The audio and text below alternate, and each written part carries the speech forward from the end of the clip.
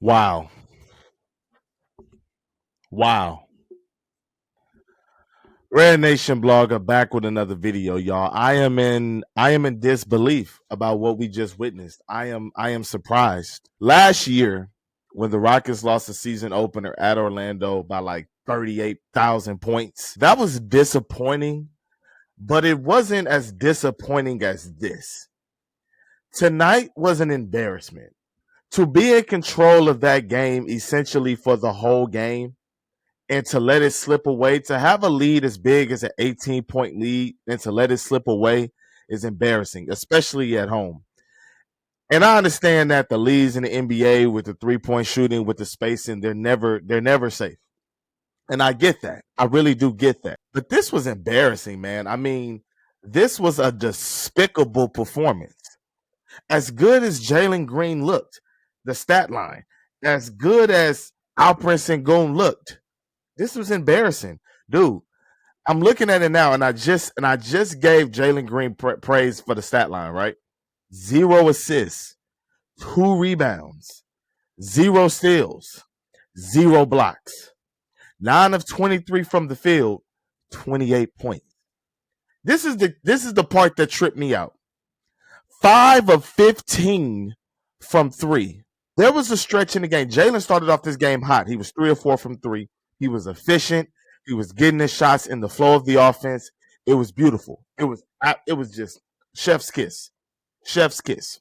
And then there was a stretch. I don't know if it was during the run or to close out the half. He just started getting erratic with the shot selection. I wouldn't even say erratic. Erratic is the wrong word to use. He was settling for threes. And I was at a certain point, I tweeted, I said, Jalen has 12 three-point attempts, 1 mid-range shot, and 3 or 4 shots total in the paint. It was like in the third quarter. And I was like, man, he's taking a lot of threes. He went into the half, I believe he was 3 of 8 from 3, which is good, but 2 of those could have been shots at the rim. 2 of those could have been mid-range jumpers. And he just did not do it. He settled for 3. He settled for 3. He settled for 3. I've never been that fan that's been the crybaby when it comes to the three-point attempts in the NBA and what they are today and how prevalent it is in the game. I think that it's a part of the game.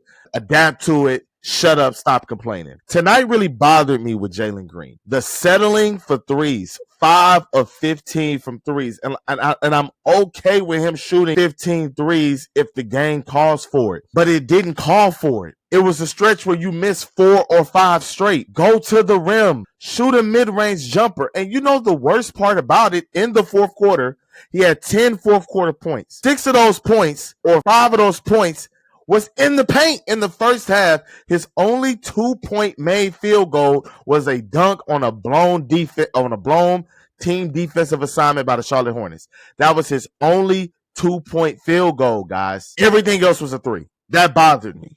It bothered me. Alperen Sengun was not sharp today. His stat line, 25 points, 18 rebounds, 5 assists, 4 steals, 10 to 22 from the field. Efficient, 2 or 3 from 3, efficient. Really good stat line. I mean, if you playing fantasy basketball, you was happy with Alperen Sengun. He lost the game for the Rockets today. And I don't want to just blame it all on him, but he had a play that directly correlated with the Rockets losing. Rockets got to stop down 3. He was on a fast break. It looked like he got caught up and he didn't know what he wanted to do. He tried to do a behind-the-back pass to Dillon Brooks, and it got stolen. All game, he was fumbling passes. He was getting pushed in the back and losing the ball, trying to play bully ball. And the whole time when he's trying to play bully ball, he's turning over the ball, or he's missing shots, or he's missing reads, or whatever the case may be. I'm like, what happened to the flamingo face-up that he had? What happened to like the back to the basket, post-up, turnaround midi that he had? Like, where is that shot?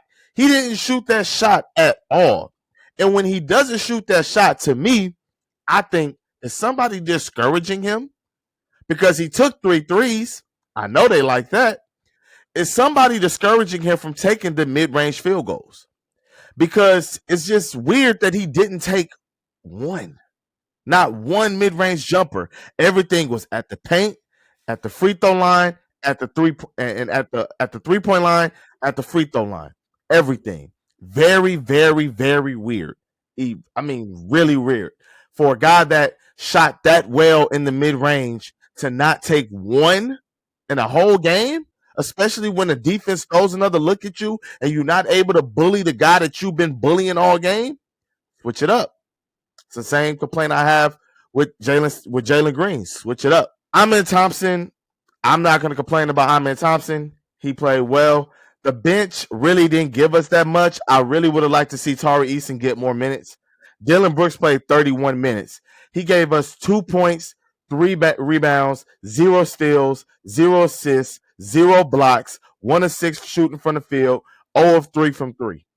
Not going to get it done. Fred VanVleet, although he hit some shots late in the fourth quarter, 14 points on 18 shots, 2 of 11 from 3.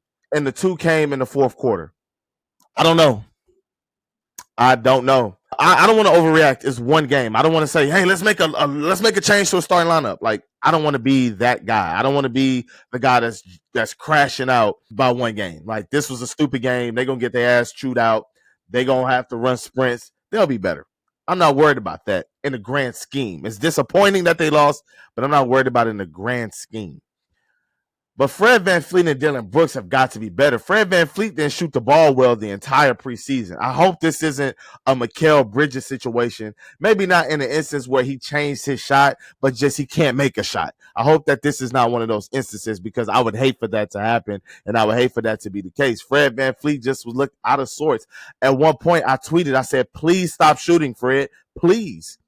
The shots weren't in the flow of the game, and he plays a position that's so essential to the offense that Ime can't really bench him, because you have Reed Shepherd, but you can't really bench Fred VanVleet because he's so essential unless you're going to play Aaron Holiday. You can't really bench Fred and like punish him per se.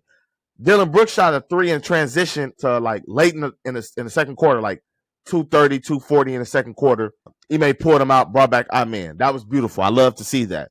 But Fred VanVleet, you really can't do that to him because of how essential he is as a point guard to this team and how much he's needed. That's all I got to say about that, man.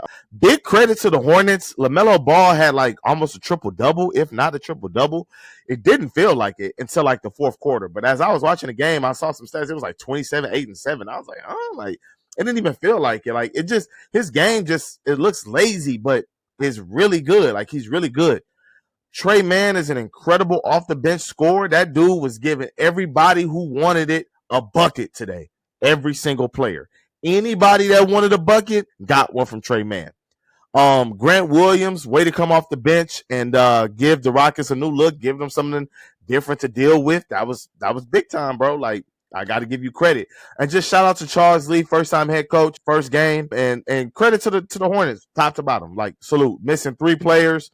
Brandon Miller, Mark Williams, I think, and another guy, and you guys still won. Y'all beat the Rockets. Like, really, really, really, really impressive win by you guys, man. That's all I got, man. A very, very disappointing loss. As always, thank y'all for watching. See y'all next game. Red Nation Blogga out.